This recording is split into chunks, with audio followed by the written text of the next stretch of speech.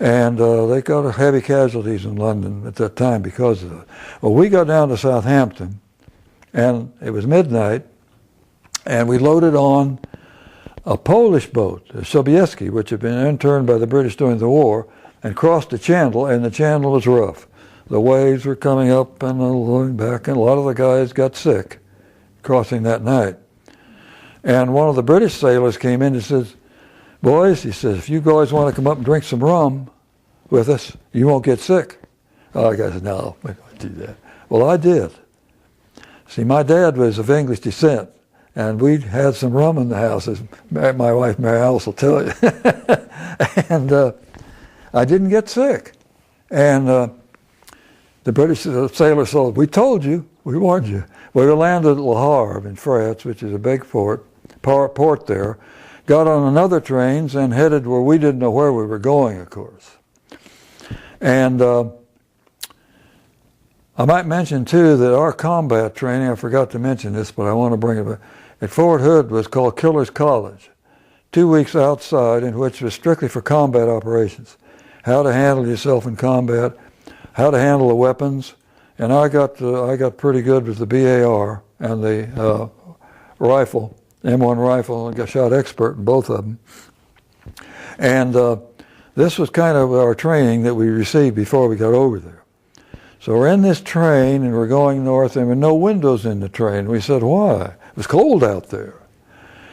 And the Army sergeant, one of the sergeants came through and said, "You guys are replacements.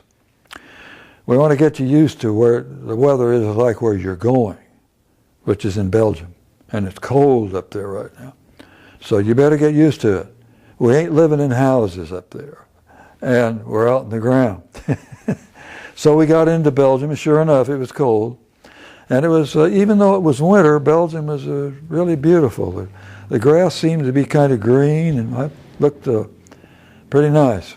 Well, we ended up out in just a bare field, and we could see gun emplacements out there. And I found out that we had been transferred. We went to Liège, Belgium, spent a night in Liège, then went to Verviers, Belgium, and there we joined our units. And we were taken out to the Cannon Company, 395th Regiment, 99th Infantry Division, which was up on the line, up on what they called the northern edge of the Siegfried Line, the Elsenborn Ridge, which is actually in Germany, a few miles inside the German border. And of course the Army was spread out there all through eastern Belgium. The Bulge had been going on, and we were still under fire when we got there. In fact, we got shot at that night. And we were living in holes in the ground, and I got assigned to a guy named Buddy Gray. Gray was in South Carolina, and he and I got to be buddies, and I was assigned to him. They assigned each newcomer, each replacement, to a veteran, to a soldier who'd been on the line, so he kind of got used to it.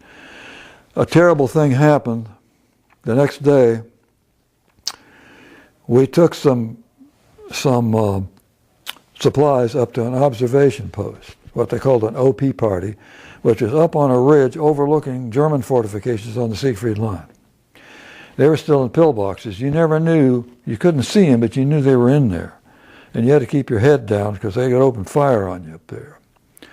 Well, on the way back, I went up with a boy named Dave Reed, and we carried supplies up, took the old supplies and relieved the guard up there and put new guys on the post, and we came back. And on the way back, there was a shell burst. And I was facing away from it, kind of almost knocked me flat. I fell down, and I thought, I hope I hadn't been hit. It was kind of numb, I hadn't been. But I turned around, and Dave was killed. It was a mortar shell. You can't hear them, they just come in. And that was my introduction to combat. And it was a bad situation. Dave was a great guy, and all of a sudden he's just gone.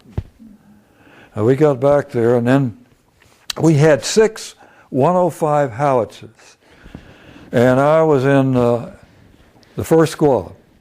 And I might mention that the actor George Kennedy, as you may have heard of, was in my squad. And Big George and I really got along well together. He's a great guy, and we had to learn how to take the shells, strip the shells, take them out of the box, put the powder charges in them, load the shell in the canister, and I was a number 2 man, a loader.